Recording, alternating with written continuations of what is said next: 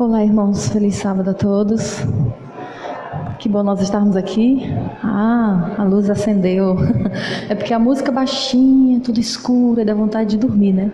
Então vamos acordar porque Deus está presente aqui nesse lugar. Pode soltar o playback.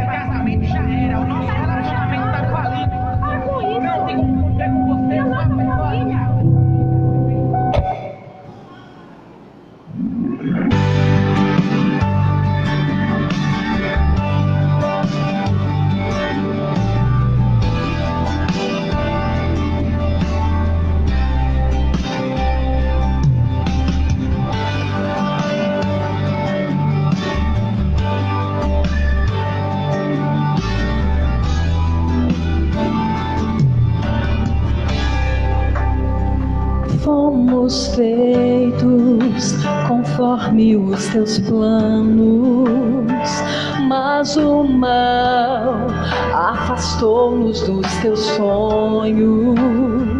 Mesmo assim, nos ama loucamente, pede pra ficar ao nosso lado sempre.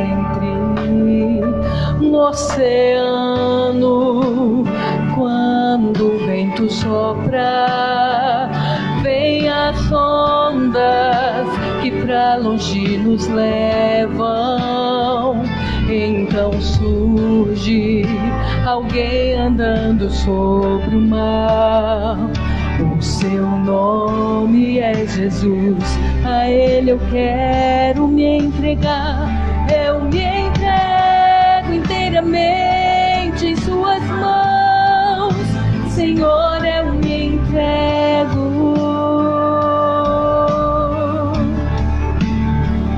Eu me entrego inteiramente em suas mãos. Senhor, eu me entrego.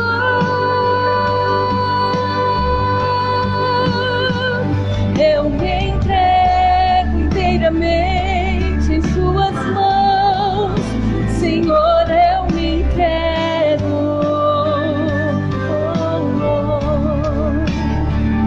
Eu me entrego inteiramente em suas mãos. Senhor, eu me entrego.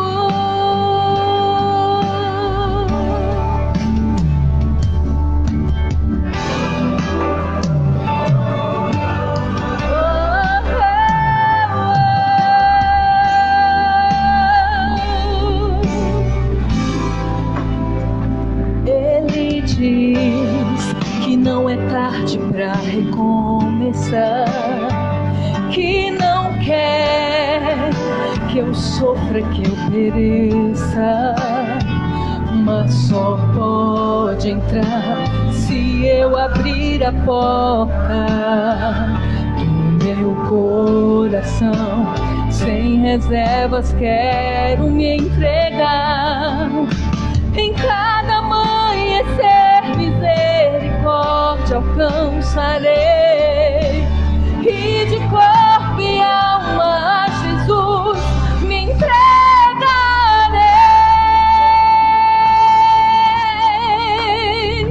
Eu me entrego inteiramente em suas mãos. Senhor, eu me entrego.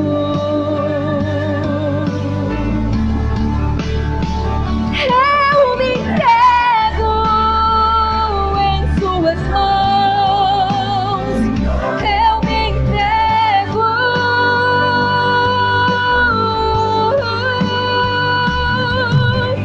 Eu me entrego agora em suas mãos.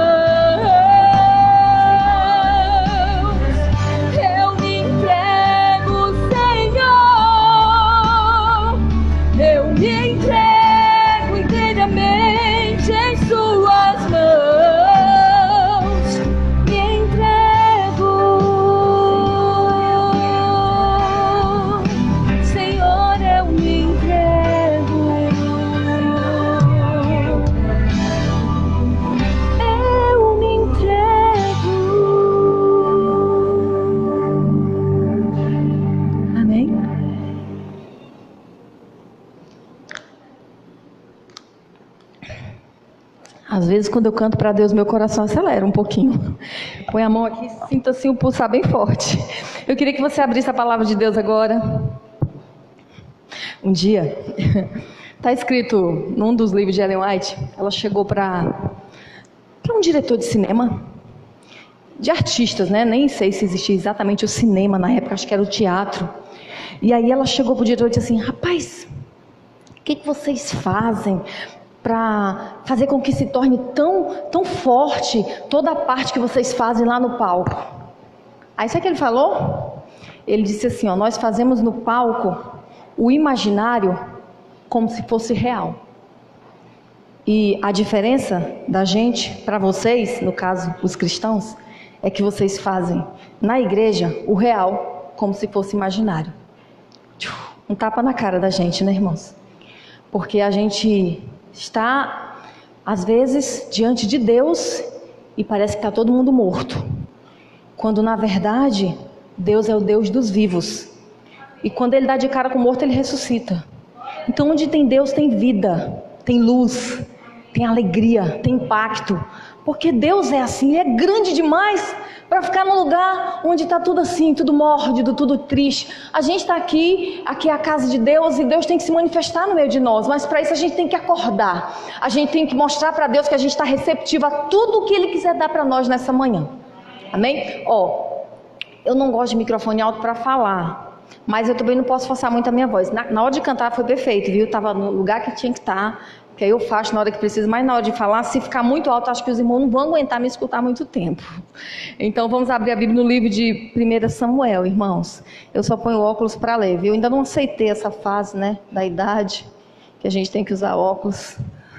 Aí diz que é assim, você vai adiando. Por exemplo, eu só uso óculos literalmente para leitura, né? Aí quando eu fui fazer a renovação da CNH, aí o último teste, que é a mulher que aprova, né? A oftalmo que aprova. Aí ela olhou lá, tão simpática, ela foi muito gentil comigo, irmãos. Ela olhou, e aqui, eu assim, e aqui, eu tentava e não conseguia. Aí ela disse assim, não é um número tal, não. Eu disse, é esse aí mesmo, doutora. Aí ela no final disse assim, olha, deu um pouquinho de dificuldade, mas eu acho que ainda dá. Na próxima você já tem que realmente confirmar, você vai ter que usar óculos para dirigir. Então vamos lá, Samuel capítulo 4. Eu queria que você fizesse uma coisa agora, de Bíblia aberta, você baixasse sua cabeça, fechasse seus olhos e orasse por mim agora, tá bom? Temos aqui mais ou menos quantas pessoas? 60 pessoas, será? Alguém tem ideia? Quem está sempre vindo aqui e vê sempre assim? Umas 60? Eu acertei, irmã? O profeta, Senhor. Então, temos umas 60. Das 60, quem Deus botou aqui hoje para falar o que Ele quer falar, fui eu. E eu queria que você orasse por mim agora, pode ser? Para que Deus use a minha boca, para que a voz dEle possa sair no meu lugar. Feche seus olhos e ore rapidamente.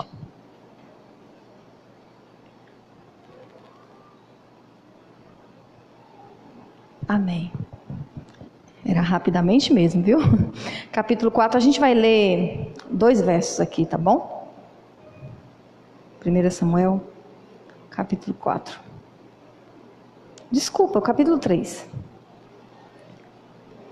Aí nós vamos ler o verso 3 e o verso 4. Diz assim, e tendo se deitado também, quem? O Samuel estava deitado, mas você está sentado, irmão. Tendo se deitado quem? Samuel, no templo do Senhor em que estava a arca, antes que a lâmpada de Deus se apagasse, o Senhor chamou o menino. Como foi que Deus disse, irmãos? Samuel. Este respondeu, eis-me aqui. Pronto, parou. Esse jeito de Deus chamar aqui, parece a minha mãe quando brigava comigo. Menina, menina.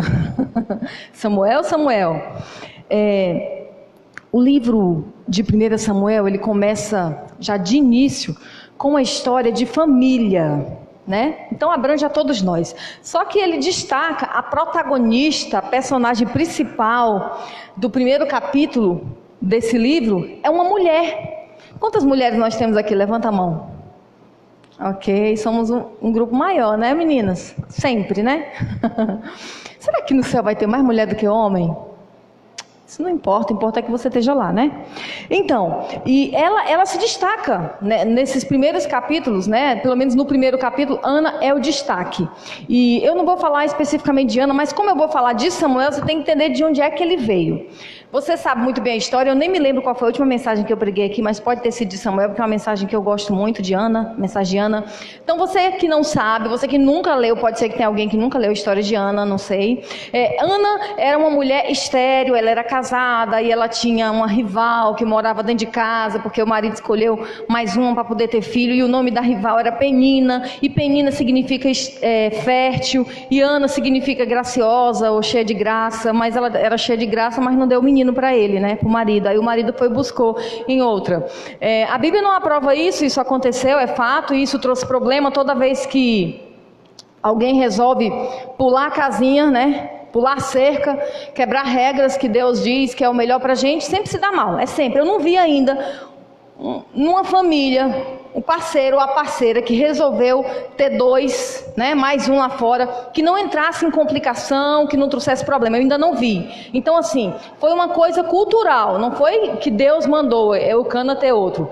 Resumindo, Ana vivia nessa angústia, Ana vivia sendo oprimida, todo ano tinha uma data X que era a data mais importante daquela família, porque a família se juntava, fazia uma viagem longa até o templo, onde todas as congregações vinham, se reuniam, adoravam, faziam oferta, festejavam, celebravam. E nesse contexto todo, Ana entra em cena dentro do templo, orando, chorando, abrindo o coração, pedindo a Deus que fizesse um milagre na vida dela, fazendo um voto com Deus, caso Deus a aprovasse, escutasse a súplica dela. E resumindo, foi nesse contexto que entra a gestação desse menino chamado Samuel. Eu vejo aqui, bem aqui, ó, desse lado, em uma certa época, em um certo tempo, numa certa situação e circunstância, eu vejo aqui uma mulher aflita, uma mulher triste, angustiada, porque não pode dar para a família o que a família esperava que ela desse. Eu vejo aqui uma mulher que não pode dar para a sociedade o que a sociedade cobrava, porque é assim, quando você é solteira, todo mundo chega para você e pergunta: não vai arranjar namorado não? Ou então você namora, aí você tá bom, tô namorando. Aí quando você tá namorando, e aí, vai noivar quando? Então tem uma cobrança, aí tu noiva e tu casa. Aí quando tu casa, não tem filho não? Porque, gente, eu me lembro de uma época, há muito tempo atrás, quando eu morei aqui, eu cheguei aqui porque eu sou cearense, né? Eu tinha um filho, há muito tempo atrás. Aí o pessoal na hora de apresentar a família, e aí, quem é a família? Aqui é meu marido, pastor Rafael, esse aqui é meu filho. Aí o povo olhava, só tem um. Aí agora que eu tenho três, vixe, tem isso tudo, ai pra lá, de todo jeito vai falar, né? Então essa cobrança era real na vida de Ana também. E Ana era cobrada pelo marido, porque não tinha filho. Ela era cobrada pela sociedade. E dentro da religião, a mulher que não tivesse filho, ela era considerada o quê? Amaldiçoada. Olha o problema dessa mulher. Essa era a circunstância, era a situação, era a vida de Ana. Anos se passaram, Penina teve vários e Ana não. Só que sabe o que estava acontecendo no âmbito espiritual? Bem aqui. Na época que Ana foi para a igreja, que fez um pedido de um milagre, que pediu o impossível, que acreditou no impossível, que enxergou que o Deus dela não era o Deus que estava só coordenando as batalhas do exército de Israel. Ela entendeu e aceitou e acreditou que o Deus dela era o mesmo Deus que via as batalhas dela. Deus não é só o Deus que está guerreando grandes guerras por aí de pessoas que a gente acha que é importante ter vitória. Deus também está guerreando as nossas guerras. Apesar da gente às vezes se achar pequenininho e insignificante, Deus está olhando a nossa história e vê cada etapa que passamos, vê cada noite que passamos sem dormir, vê às vezes os momentos que a gente perde a fome por um problema que está invadindo a nossa casa. Deus percebe, Deus olha. A Bíblia diz que Ele nem dorme, Ele é o guarda, Ele é o vigilante, Ele vigia, Ele monitora a nossa vida, Ele se importa, Ele se preocupa, Ele acode, Ele ajuda. Esse é Deus. E Ana enxergava Deus assim, por isso ela teve a fé de se ajoelhar e dizer: Senhor, eu sei que todo mundo grita no meu ouvido que eu sou amaldiçoada, que eu não mereço a Tua graça, que eu não sou uma bênção, que eu não tenho filhos, que eu sou estéril, mas Senhor, se Tu quiser, Tu pode gerar filho aqui dentro de mim, Senhor, só que eu não quero só um filho, eu quero um profeta. Ana pediu um profeta, quer ver a prova? Antes dela engravidar, ela disse assim: Senhor, se eu engravidar, eu vou oferecer ele no templo para o Senhor. Você entendeu isso aqui? Quem vivia no templo eram os levitas. Ana estava dizendo: Senhor, eu não quero um filho para estampar na cara dos meus inimigos. Olha, eu não sou amaldiçoada. Olha, eu posso também, eu sou igual a vocês. Eu não quero um filho para provar nada sobre mim. Eu quero um filho para provar o Senhor como rei poderoso e que impere e que reina no meio de nós. E nessa circunstância, estava aqui, do outro lado, lá no templo, uma família que estava derrubando a imagem sacerdotal. Uma família corrompida, uma família que fazia vergonha, que causava escândalo por causa do comportamento dessa família. Tinha gente que estava deixando de oferecer sacrifícios que eram tão importantes, que eram tão significativos, que era coisa tão séria, que era coisa sagrada. Cada passo do sacrifício anual simbolizava seriamente a realidade espiritual do povo de Deus, simbolizava o futuro de todas as nações que passassem a existir na terra. Cada cordeiro que era sacrificado tinha todo um contexto sério de responsabilidade dentro da religião. E lá nesse ambiente tinha menino que não respeitava a Deus, tinha jovem que não tinha o temor de Deus, que escandalizava a religião. Aí pessoas vinham e viam um absurdo que esses meninos faziam e começaram a deixar de ir para o templo. Muitas vezes tem gente que está deixando de congregar, porque tem gente dentro do templo que está escandalizando a obra de Deus. Muitas vezes tem gente que não pisa mais aqui, porque quem sabe em algum momento quando esteve aqui não foi bem recebido, não foi acolhido, não foi amado. Existem muitas culpas sobre nós que a gente não enxerga. E é por isso que toda vez que nós nos prostramos diante de Deus, a gente deve pedir ao Senhor: Senhor, quebranta minha alma, abre a minha mente para enxergar o que os meus olhos mortais não enxergam. Que culpa há sobre mim? O que foi que eu fiz? Quem foi que eu afastei de Ti? Quem foi que eu deixei de salvar, de acolher, de abraçar? E Deus estava nesse contexto aqui precisando, sabe do quê? De uma pessoa santa, separada, uma pessoa de perfil fiel. Deus estava precisando de alguém assim. E quando Deus resolve levantar alguém assim, quando Deus precisa de um menino para ser a diferença no templo do Senhor, se Deus quer um menino fiel, Deus não vai pegar uma mulher qualquer, Deus vai pegar uma mulher fiel. Então quando Deus escolheu Samuel, primeiro Ele escolheu quem seria a mãe de Samuel, e seria ela. Ela não esperava por isso, ela nem sonhava, mas ao mesmo tempo ela acreditava que podia acontecer. E quando a gente acredita que pode acontecer, quando a gente acredita em coisas muito grandes que estão muito acima de nós, a gente fala pelo menos para Deus. Porque se a gente falar para os outros, vão achar que a gente está se achando, vão achar que a gente está se achando melhor do que eles, ou vão achar que a gente está voando demais. Olha, bota o pé no chão, bota. Não é assim também não. Sabe por que às vezes a gente reprova sonhos grandes? Porque no fundo a gente não tem coragem de sonhar esses sonhos. Ou no mínimo a gente não tem coragem de pagar esse preço. E Ana pagou esse preço. Deus segurou a gestação dessa mulher anos, numa casa vazia, sem barulho, sem criança. A tristeza de um buraco que não foi preenchido, um filho que ela tanto queria. Deus segurou e disse: vai ser para o meu tempo. Tudo que acontece na sua vida, Deus está pondo a mão. É Deus que dá pausa ou Deus que acelera. Deus nunca atrasa e nem chega antecipado. Deus é pontual, é perfeito em tudo que faz, em como age. Eu não sou, tu não é, mas Ele é. Tu pode apontar defeito de todo mundo, mas tu nunca vai poder apontar o dedo para Deus e dizer: está me devendo. Deus não deve nada a ninguém. Deus anda em linhas tortas. Deus não escreve torto. Deus escreve em linhas retas. A gente que enxerga errado. É aqui, Ana. Essa é a hora. Aí vem quem? Samuel. Sabe onde Ana deixou esse menino? 3 aninhos, gente. 3 aninhos. Dentro do templo. Era o voto dela, era o sonho dela. Era o desejo dela. Você me deu um, ficou sem nenhum, pois eu vou te dar 5 filhos. Você entendeu isso?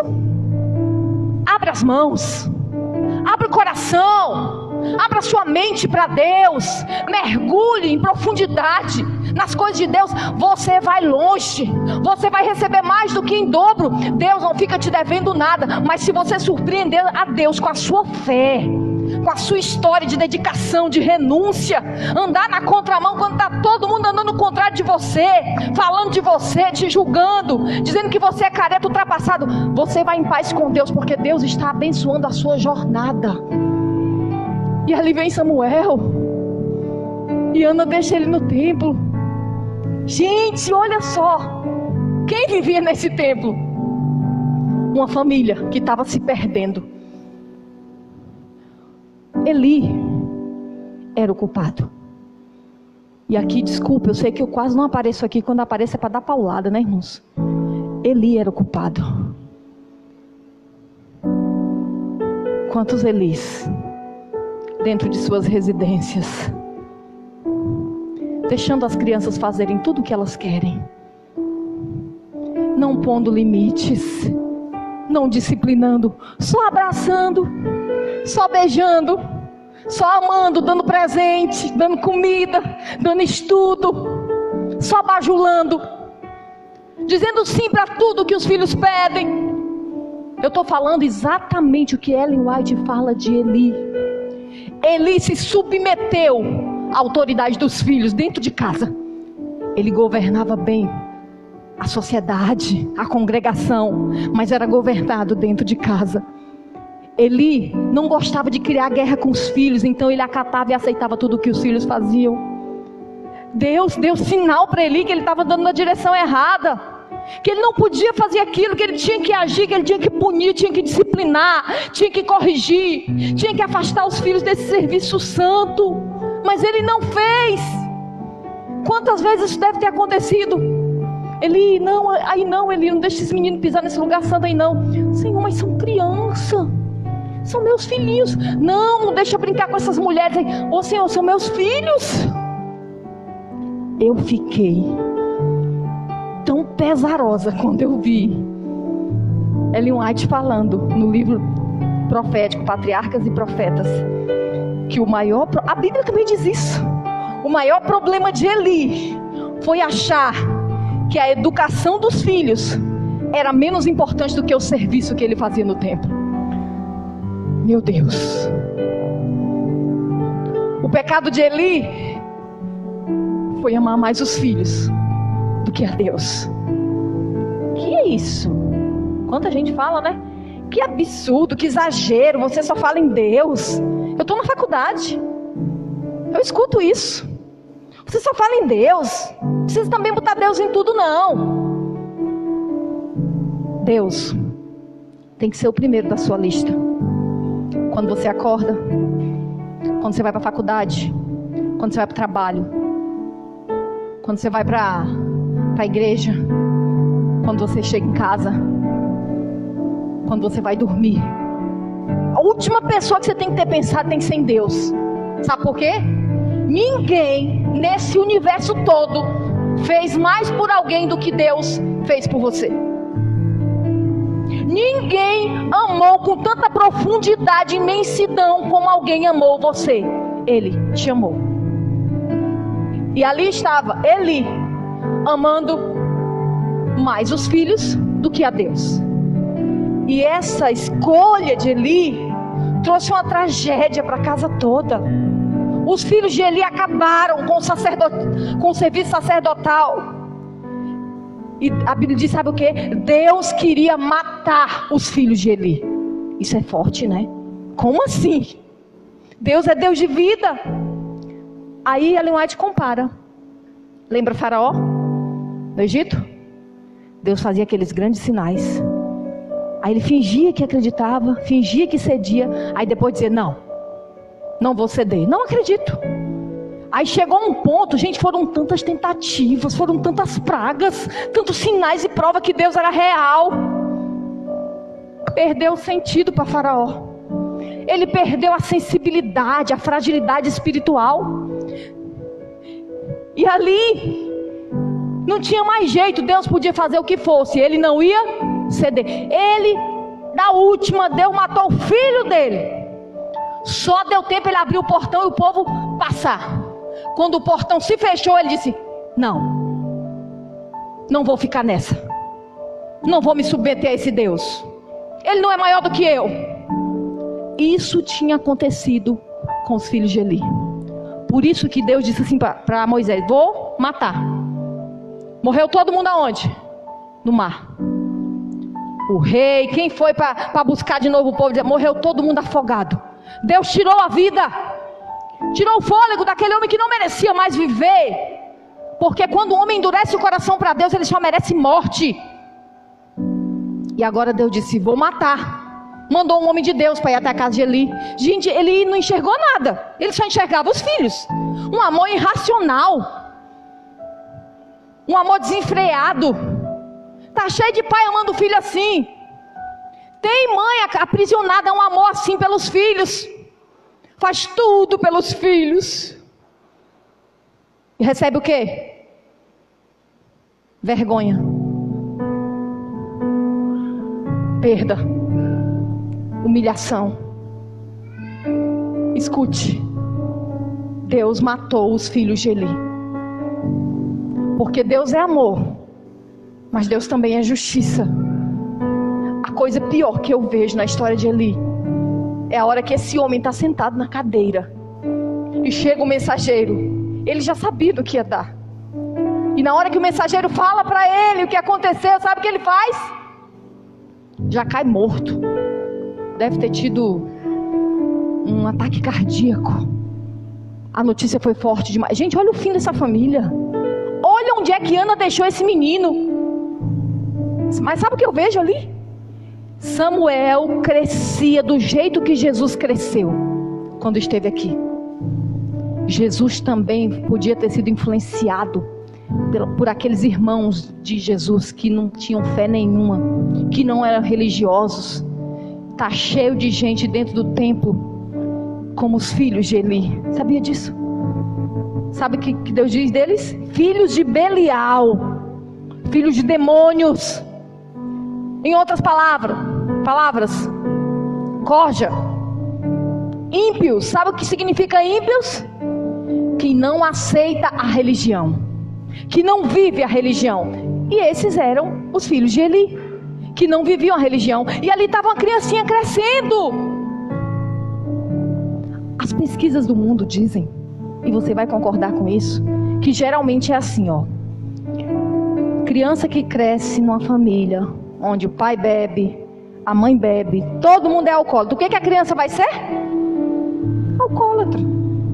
Do mesmo jeito, onde é que você vai ver uma família que mora assim, naquela favela? Não a questão de ser favela, mas de ter um fluxo de muita gente que usa droga. Onde é que você vê uma família assim? As criancinhas estão vendo, elas estão o tempo todo assistindo as cenas. É o pai que fuma, é a mãe que fuma e se droga e aplica na veia. As crianças estão assistindo. É quase impossível ela não seguir a mesma rota, sim ou não? Outra coisa.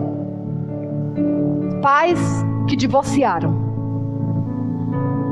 Geralmente, essa criança cresce morrendo de medo de casar. E quando ela casa, ela está o tempo todo com aquele medo. E se o meu der errado? E se o meu der errado? Agora eu volto aqui para Samuel. Samuel tinha tudo para ter se corrompido dentro do templo. Mas a Bíblia diz que ele cresceu fiel e íntegro, sem se contaminar. Ele não se perdeu. Sabe o que eu quero dizer com isso? Escute. Não importa onde você cresceu. Não importa a educação que você recebeu ou deixou de receber. Não importa a influência que jogaram na sua cara o tempo todo na tua infância. Você pode andar por uma outra rota se você aceitar Deus na sua vida. Você pode ter um final feliz, de vitória, se você olhar para cima e acreditar em Deus, no poder de Deus, na soberania de Deus. E Samuel cresceu assim. E agora, o primeiro momento, e aqui eu encerro, o primeiro momento mais impactante da vida de Samuel Foi a primeira vez que Deus se apresentou para ele. Gente, Samuel estava dormindo. Geralmente, tem um texto até que fala que naquela época as visões eram raras. O pecado estava tomando conta da nação. Deus não se manifestava nem para os sacerdotes, porque até os próprios sacerdotes estavam afundando em pecado e vergonha. E naquele dia, Deus entra dentro do templo. Tem um profeta, bem cheio, bem gordinho, sonolento, roncando, eu não sei, lá no quarto, dormindo. Na história da vida dele, no passado, Deus falava com ele. Mas Deus foi se afastando dele porque ele não ouvia a voz de Deus. Agora, Deus passa direto, não entra no quarto do profeta. Porque tem gente que se confia muito em título, em rótulo, em status, em função do trabalho de Deus. Aí eu sou autoridade. Comigo Deus fala. Deus odeia pessoas arrogantes. Deus passa longe dessas pessoas. O que chama o coração de Deus é pessoas humildes. E Deus não entrou no quarto do sacerdote. Sabe onde Deus foi? Pro quarto do menino. Porque se tem sacerdote na tua casa que não está cumprindo o papel, Deus levanta você. Um menino? Tem nada não, Deus levanta. Deus levanta. E Deus foi lá e disse: Samuel.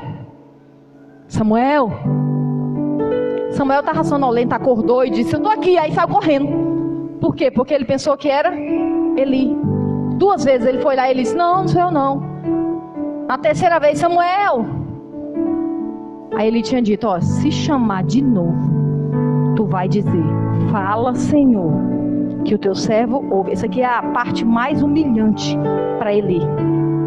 Ele estava ensinando o menino a ouvir a voz de Deus. Tudo que Eli podia fazer naquele momento da história dele era ensinar, porque ele sabia que Deus não ia mais falar com ele. Quanta gente que perdeu. Não, Deus não fala mais. Deixa eu fazer uma pergunta para você. Deus fala com você? Você já ouviu a voz de Deus? Vou mais além. Você conhece a voz de Deus? Você percebe quando Deus fala com você? Deus fala com você. Deus falou com Samuel. Sabe o que o Samuel fez?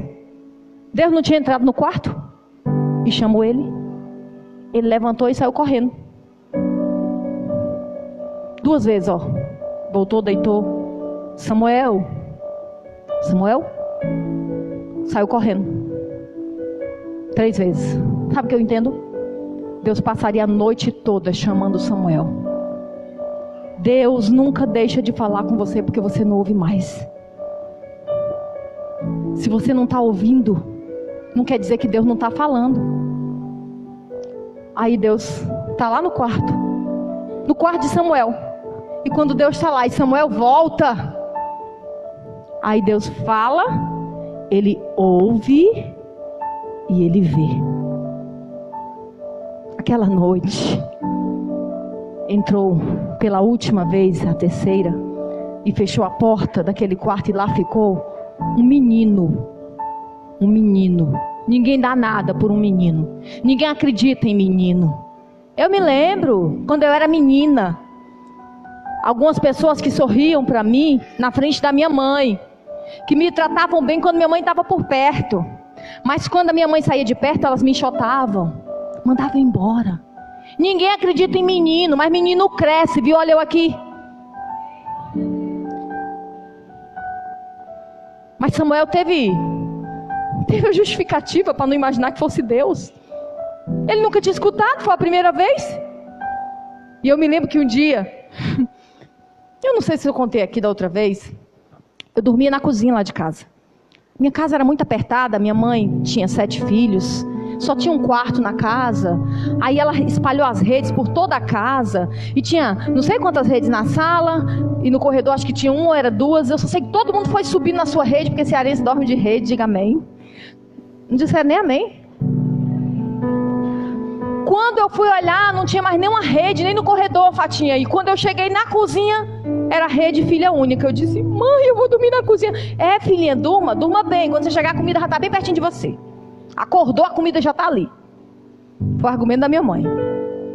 E eu me lembro que eu fiquei ali tensa para dormir. E a porta da nossa casa, que era uma casa de barro, o chão era de barro. Eu me lembro que, sabe aquela porta que divide? Sabe? Parte de cima, parte de baixo. O problema é um buraco no meio, né, irmãos? E eu ficava olhando para aquele buraco.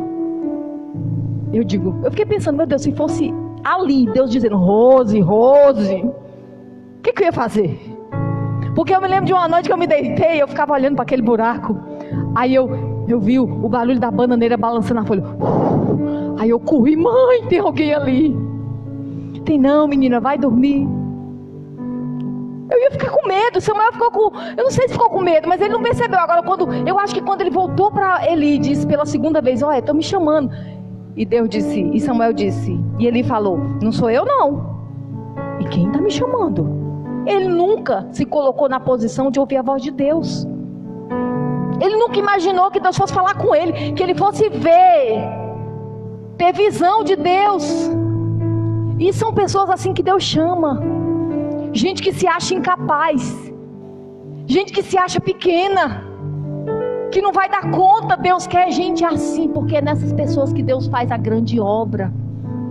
Eu me lembro que um dia a minha irmã disse assim, porque Deus mudou minha história, viu? Eu sempre me achei a menor da minha casa. Eu ainda me acho a menor da minha casa. Mas eu me lembro que isso era tão forte em mim que eu dizia, eu não consigo fazer nada. Aí minha mãe disse, não, você vai cantar. Eu disse, mãe, eu não consigo, você vai. Aí eu me escondia no meio das outras crianças para cantar, eu ficava escondida. Um dia a menina que eu ficava como escudo, né? Ela era meu escudo na hora que eu ia cantar. Ela saiu da frente e eu fiquei de cara com a igreja.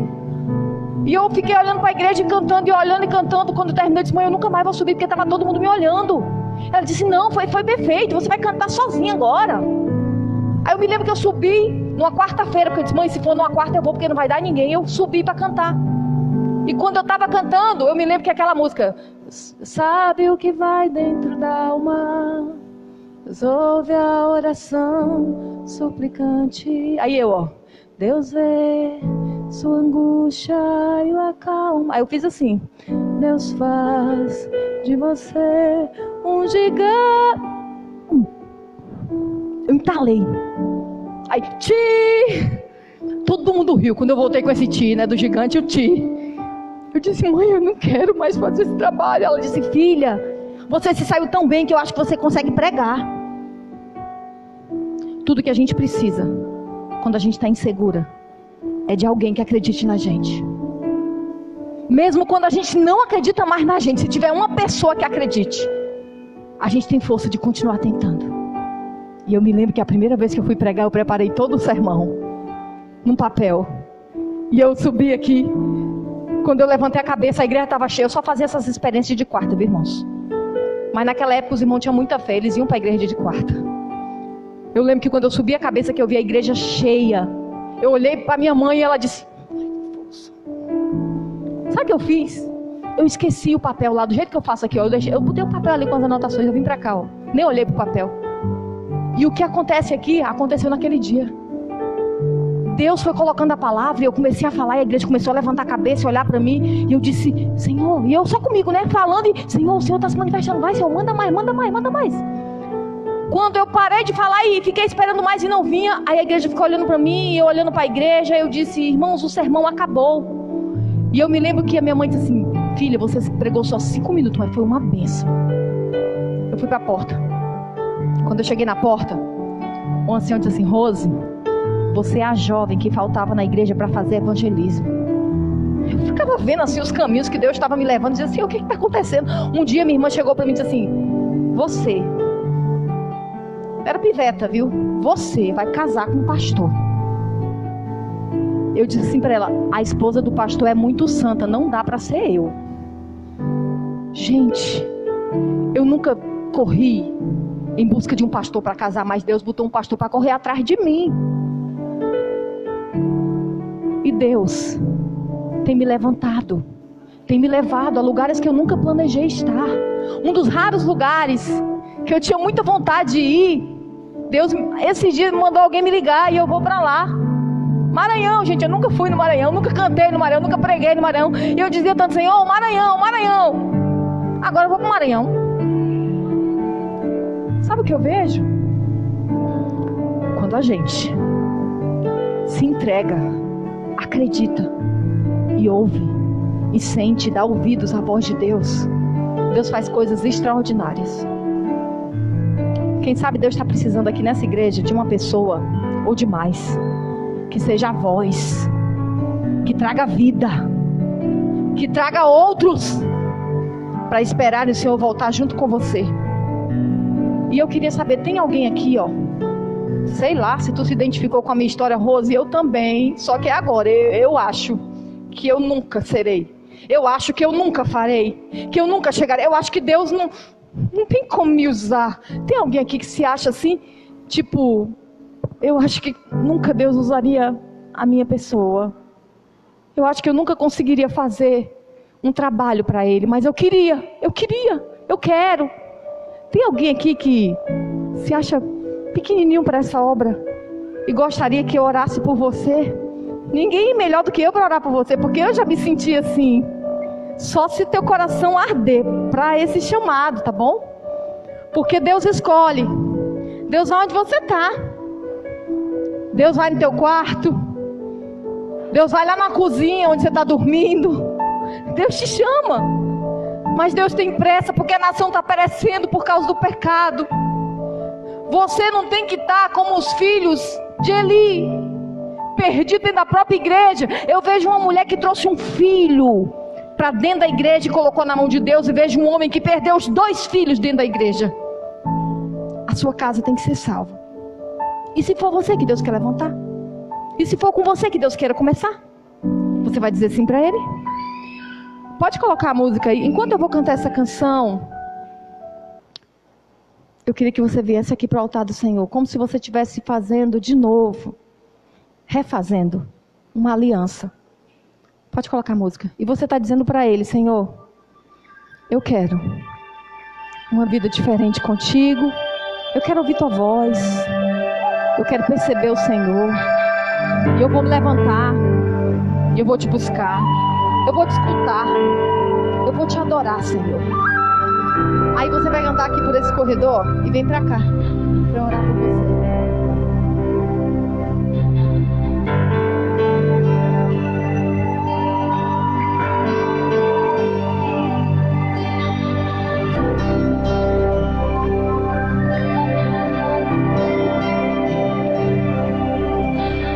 Alta madrugada vai, já estou deitado, mas ouço Deus me chamar.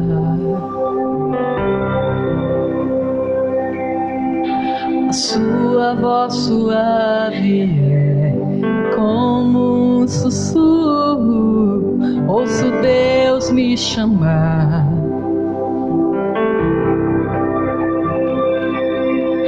Meu coração se aperta, eu ando tão cansado, tenho trabalhado tanto.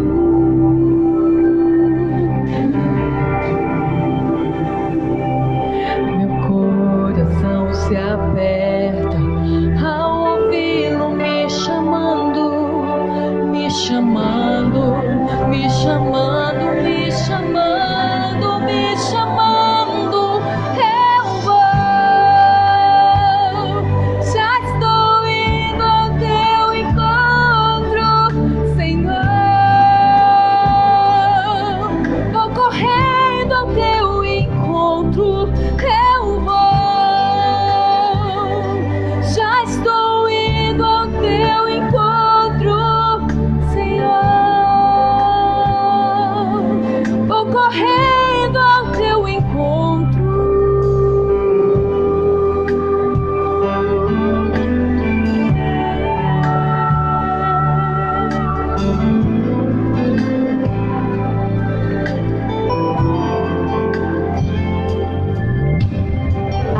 Madrugada vai, já estou deitado, mas ouço Deus me chamar. A sua voz suave é como um sussurro. Ouço Deus me chamar. Meu coração se aperta, eu ando tão cansado, tenho trabalhado tanto.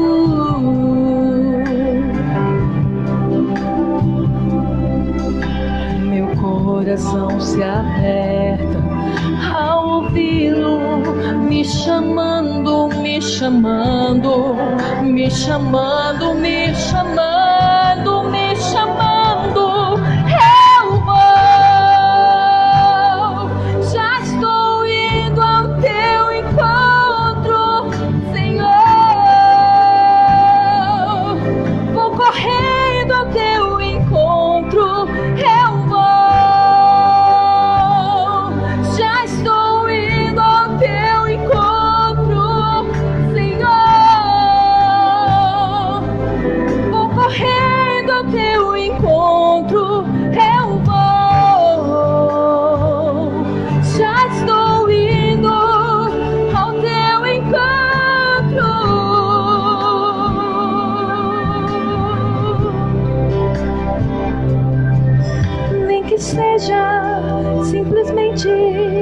Para estar contigo a sós, nem que seja simplesmente pelo prazer de ouvir tua voz. Não há como desprezar o teu chamado, não há como rejeitar tua presença.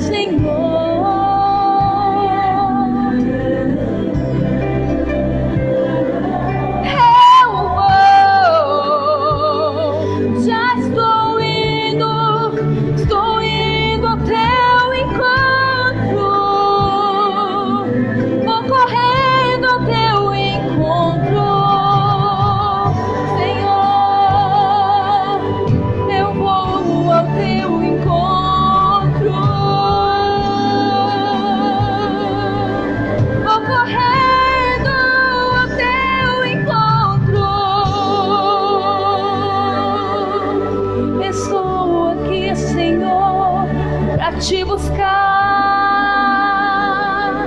e te adorar. Estou aqui para te escutar, ouvir tua voz.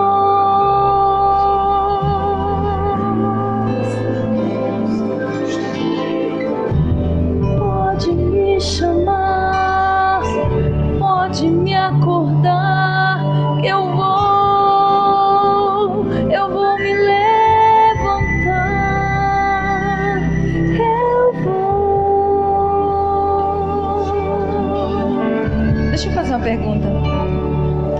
Tem algum pai aqui, alguma mãe, que você sentiu ou está sentindo que você está perdendo os seus filhos?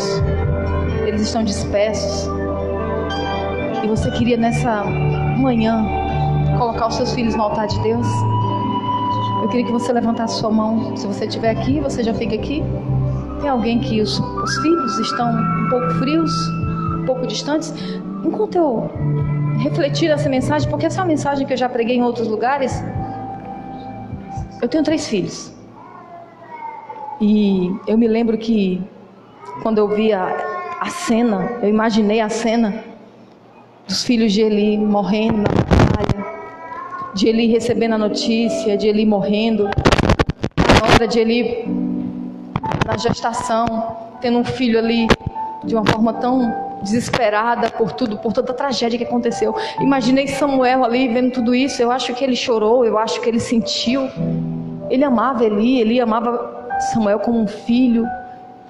E Samuel não teve a mãezinha perto dele durante todo esse seu percurso, não teve o paizinho perto dele. Ali era a família dele. E nem sempre famílias são perfeitas. Nem sempre tudo dá certo dentro de uma família, né? Talvez eu estou falando para alguém aqui que a sua família foi despedaçada, eu não sei. Ou você conhece alguém que passou por isso. Ou eu estou falando para alguém aqui que a família não se partiu, mas está partida.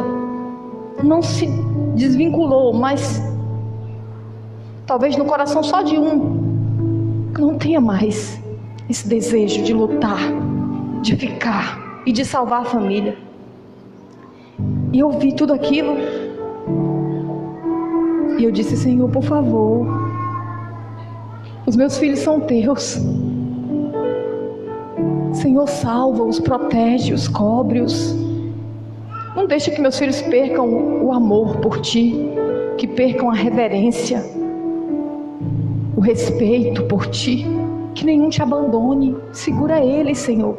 Eu comecei a orar pelos meus filhos e foi como eu encerrei a minha meditação ali, olhando essa mensagem. Eu queria encerrar assim, ver você orando pelos seus filhos. Eu queria que agora você se juntasse a mim, você que é pai, você que é mãe, e você vai colocar o nome do seu filho, da sua filha no altar do Senhor. Baixa a sua cabeça e vamos orar.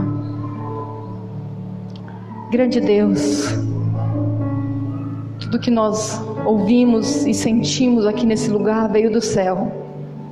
E Senhor, como humanos, existem talvez na mente de alguns aqui casos impossíveis de serem realizados e solucionados. Mas Senhor, Tu és o Deus do impossível. Tu és o Deus das possibilidades até em casos irresolvíveis. E Senhor, entregamos nas Tuas mãos a nossa casa, a nossa família. Senhor, protege, rodeia-o com Teus anjos, Senhor, e faz com que a vida dos nossos filhos seja uma honra para Ti, como foi Samuel na vida de Ana.